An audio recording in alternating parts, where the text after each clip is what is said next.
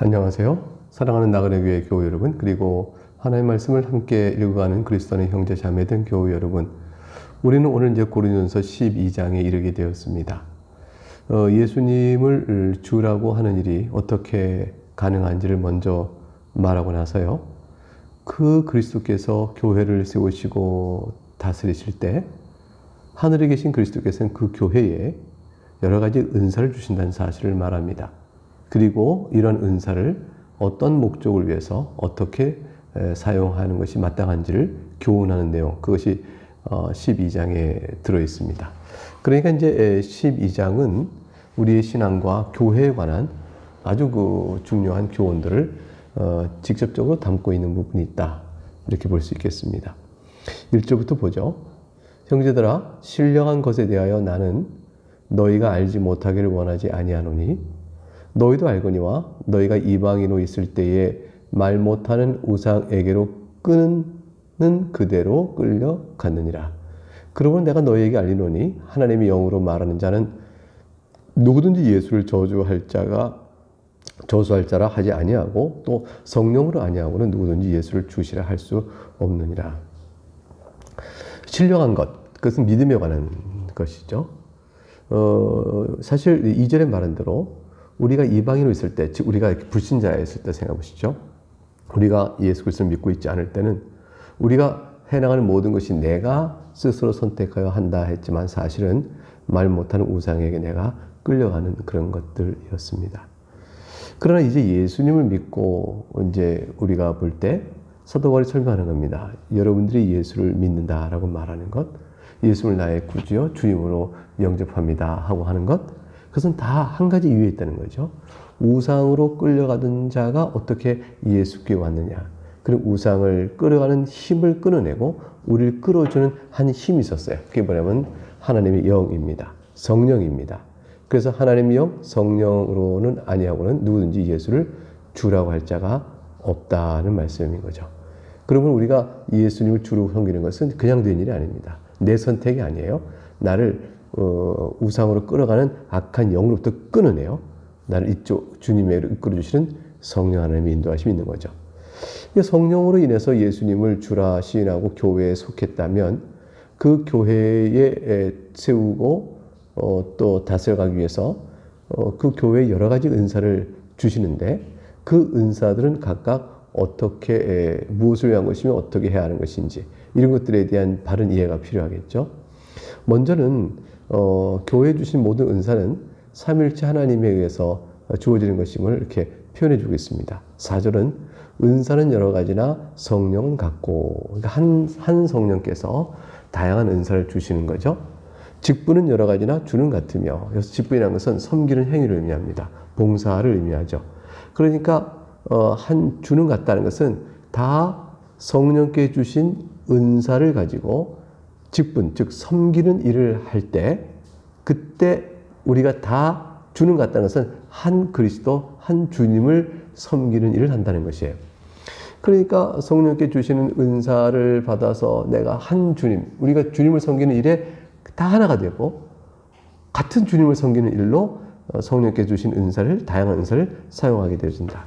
6절, 또 사역은 여러 가지나 모든 것을 모든 사람 가운데서 이루시는 하나님은 같으니 됐어요. 5절의 직분이라고 번역된 것은 섬김의 직무와 봉사를 뜻하고 6절의 사역은 행하는 일입니다. 이 번역은 결국 이런 뜻이에요. 하나님은 같으니 했죠. 한 분 하나님, 즉 동일한 하나님께서 모든 사람 가운데서 행하시는 모든 일이 있다는 것이죠. 그래서 교회 안에 있는 모든 사람에게서 어떤 일이 일어나요? 그 일은 다 우리가 다 믿는 동일한 한 하나님께서 행하시는 것이라. 교회 안에서 선이 이루어지는 모든 일들은 하나님께서 행하시는 것이요. 그 일들이 갖고 있는 봉사의 성격은 한 주님인 그리스도를 섬기기 위한 것이요. 그 일을 감당할 모든 은사는 성령 하나님께서 베풀어 주신 것이다. 이것이 이제 5절, 6절에 나온 4절부터 나와 있는 내용입니다. 그러면 이와 같은 이치를 생각할 때 교회는 그 은사를 어떻게 사용하는 것이 합당할까요? 성령의 인도하심을 따라 해야 되겠죠? 7절에 각 사람에게 성령을 나타내심은 유익하게 하려 하심이라. 성령을 나타나게 하시는 것은 각 사람에게 성령께서 은사를 주셨다는 것이에요. 각 사람에게 성령께서 은사를 주셨으니 그 은사를 받은 각 사람은 서로를 유익하게 하려 함이라. 서로에게 유익이 되도록 그 은사를 사용해야 한다. 그런 뜻이 7절에 나와 있는 겁니다. 그렇다면 이제 성령께서 교회를 위하여 나눠주시는 은사들은 어떤 것이 있을까요? 그 이제 8절부터 11절에 다양하게 설명되어 있죠. 어떤 사람에게는 성령으로 말미암아 지혜의 말씀을 주시고 어떤 사람에게는 같은 성령을 따라 지식의 말씀을 주신다. 9절 다른 사람에게는 같은 성령으로 믿음을 주시고 어떤 사람에게는 한 성령으로 병 고치는 은사를 주신다. 성령께서 지혜, 지식, 믿음, 병 고치는 은사. 또 10절에 가니까 어떤 사람에게는 능력 행함을, 어떤 사람에게는 예언함을, 어떤 사람에게는 영들 분별함을, 다른 사람에게는 각종 방언을 말함을, 어떤 사람에게는 방언을 통역함을 주신다. 이렇게 쭉 설명했습니다. 여기서 이제 다른 지혜와 지식과 믿음, 병 고치는 은사 다 말씀대로 이해가 되는데요. 근데 10절은 이제 능력 행함이란 뭐냐? 이건 이적적인 거예요.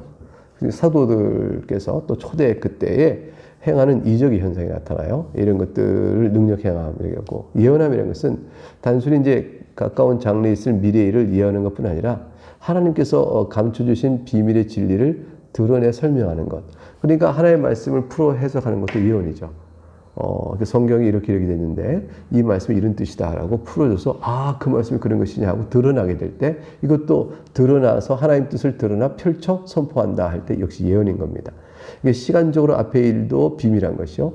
이미 주어진 말씀의 뜻들이 감춰진 것도 비밀한 것이니 무엇이든지 드러내 알리는 것. 그것이 예언이 되어집니다. 그리고 이제 방언을 말하면 그렇게 되는데 이 방언은 우리가 오순절날 선포되었던 그때 그 방언하고 다른 거예요. 왜냐하면 그때의 방언은 각각 난 곳의 말로 다 들었어요. 그게 통역이 필요 없었는데 여기서 말하는 방언 말하면 인간의 이성이 듣고 이해할 수 있거나 알아들을 수 있는 말이 아닙니다. 그래서 통역의 은사가 필요하죠. 그래서 방언을 말하는 것, 방언을 통역함을 주시나 이렇게 되어 있습니다. 앞서 건너갔던 영들 분별함이라는 것은 그 영이 초자연적 어떤 영적 현상을 보일 때 이게 하나님의 영으로부터 온 것인지 귀신으로부터 온 것인지를 분별한 능력을 의미합니다. 이러한 일들은 사실은 우리가 성경의 말씀의 교훈에 합치되면 하나님의 영으로부터 온 일이라고 볼 수 있고요. 거기에 어긋나면 귀신의 영으로부터 온 것이라고 볼 수 있어요. 사실 성경에 나와 있는 이 특별 계시의 모든 교훈들은 우리하고 성령 안에서 마땅히 해야하는 것이기 때문에 성령께 주신 은사는 성령의 뜻과 인도하심과 성령의 그 뜻에 따라 살아가는 일을 기뻐하고 어울리게 되어 있죠. 근데 그렇지 않던 귀신의 영이라면 이게 충돌되게 되는 겁니다. 그래서 귀신 들리는 사람들은 다 성경적 질서와 교훈에 어긋나고 일치하지 않습니다. 보면은 저자는 눈살찌 버리죠. 저거는 성령의 인도하심과 교훈에 맞지 않는데 이렇게 말하는 행동들은 이렇게 영들 분별할 때 건전한 영이요 바람직한 영이라 볼 수는 없을 것입니다. 11절에 이와 같이 은사들 이 모든 일은 다 같은 한 성령이 행하셔 각 성령의 뜻대로 각 사람이 나눠주신 것이 되어 있어요. 그러니까 성령 하나님께 그 뜻대로 주시니 우리가 받은 은사는 하나님 내게 주신 줄 알고 성실함으로 그것을 활용하여 교회를 유익되게 해야 합니다. 어떤 은사가 더 높고 어떤 은사가 더 낮다, 어떤 은사가 더 좋고 어떤 건 가찮다 이렇게 말할 수가 없습니다. 성령께서 주시는 다 귀한 것이요 각각 필요한 부분이 있어서 주시는 것이죠. 그리고 이것을 행함에 있어서 난 저 은사를 받겠다 하고 내가 기도하여 받는다고 막 우기는 거, 그 성령께서 주시는 것인데 신학의 이치에 어긋납니다. 성령 하나님께서 자신의 뜻대로 교회를 이끌어가기 위하여 어떤 사람이 무엇을 어떤 사람이 누구를 주시는 주권적인 나눠주심입니다. 그러므로 우리가 할 일은 어떤 은사가 좋아 보이니 그것을 달래야겠다 이것이 아니고 내게 주신 은사가 뭘까를 생각하여 그것을 성실히 드러내어 교회를 유익되게 하도록 애쓰는 것, 그것이 바로 우리에게 더욱더 필요하고 절실히 필요한 것입니다. 이 사실을 설명하기 위해서 12절 13절에 그리스도인은 그리스도의 한 몸에 속해 있다는 사실을 설명합니다.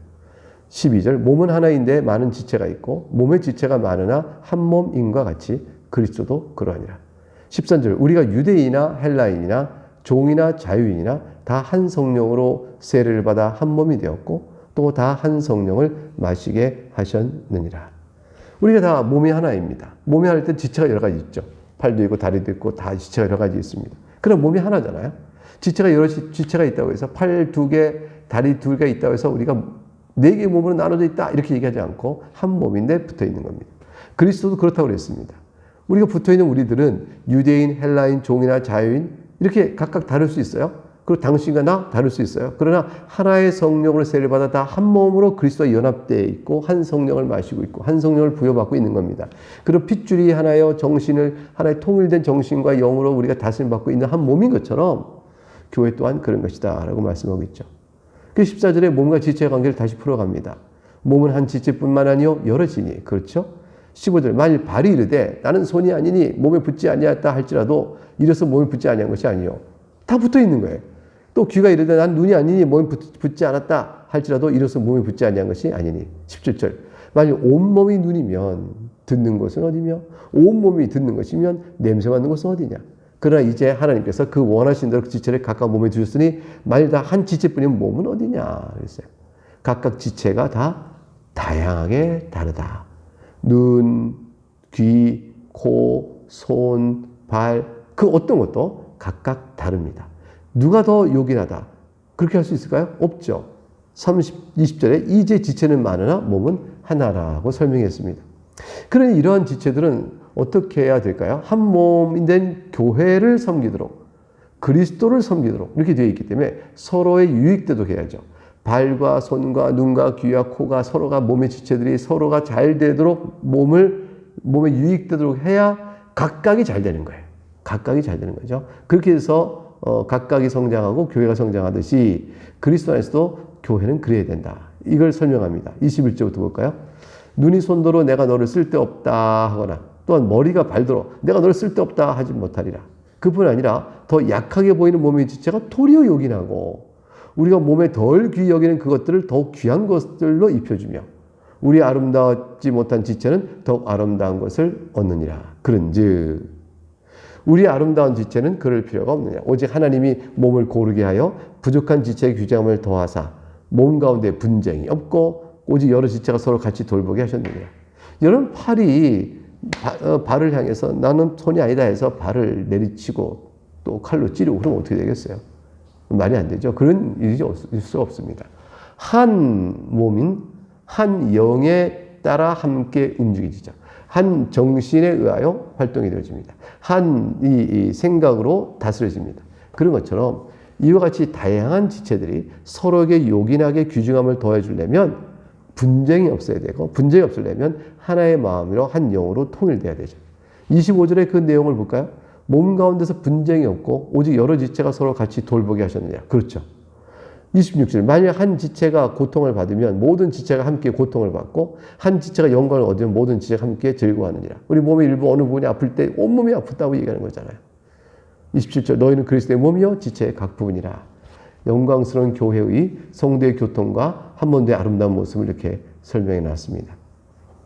하나님께서 교회에 세우신 직분을 소개하고 더욱더 큰 은사를 사모할 것을 교훈해 주십니다. 28절부터 31절의 내용을 보면 그렇게 나와요. 그러니까 이제 이와 같이 각 지체들이 있는데 이걸 직분론과도 연결시켜보면 똑같은 이치가 적용되는 거죠. 28절 하나님이 교회 중에 몇을 세우셨으니 첫째는 사도요, 둘째는 선지자요, 셋째는 교사요, 그 다음은 능력을 행하는 자요, 그 다음은 병 고치는 은사와 서로 돕는 것과 다스리는 것과 각종 방언을 말하는 것이라. 각종 은사와 직분자가 다양하게 있습니다. 이것은 전부 다 서로 어울려서 한 몸을 세우는 데에 유익되게 하는데 쓰임이 되어야 합니다. 서로 간에 나는 선지자는 사도가 되겠다. 나는 병 고치는 은사 필요 없고 나는 능력한 자 될래. 나는 교사 될래. 이렇게 등등등 서로 이 맡은 직분과 은사들을 서로 탐하고 그걸 갖겠다고 서로 나서서는 안 되는 것입니다. 그래서 29절에 말하죠. 다 사도이겠느냐? 다 선지자이겠느냐? 다 교사이겠느냐? 다 능력을 행하는 자이겠냐? 다 병 고치는 은사를 가진 자이겠냐? 다 방언을 말하는 자이겠냐? 다 통하는 자이겠느냐? 각각 주어진 그 은사를 감사함으로 받고 서로 유익되게 하는. 그래서 31절에 너희는 더 큰 은사를 사모하라. 만일 너희가 나 병 고치는 은사 가질래? 나 방언 말할래? 나 교사가 될래? 나 사도가 될래? 이렇게 등등 서로의 직분에 대하여 너희가 그걸 갖고자 사모하는 마음을 갖고 있다면 내가 너에게 가장 좋은 길을 너에게 보이리라. 너에게 가장 좋은 길을 너희에게 보이리라. 그것이 뭘까요? 사랑이죠. 13장에 설명이 나옵니다.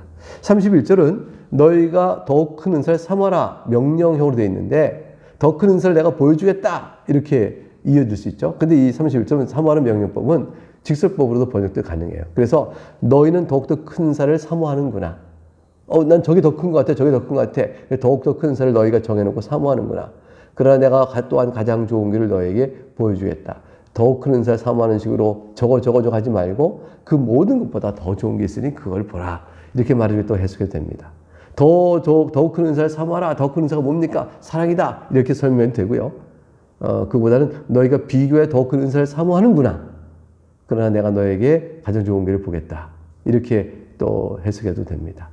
자, 이렇게 돼서 어쨌건 오늘 본문 12장은 각각 하나님께서 교회에 주신 바 된 은사와 직분에 따라서 다양성이 하나로 통일되어 있어야 됨을 우리에게 잘 말해주는 귀한 교훈이 있다 할 것입니다. 이 말씀을 마음에 두시고 우리가 나그네 교회를 위해서도 각각 우리가 어떤 역할을 우리 나름대로 해야 될 것인가 생각하는 귀한 우리의 교훈을 받음이 있으면 좋겠습니다. 네, 여기까지 하고 내일 다시 뵙겠습니다. 감사합니다.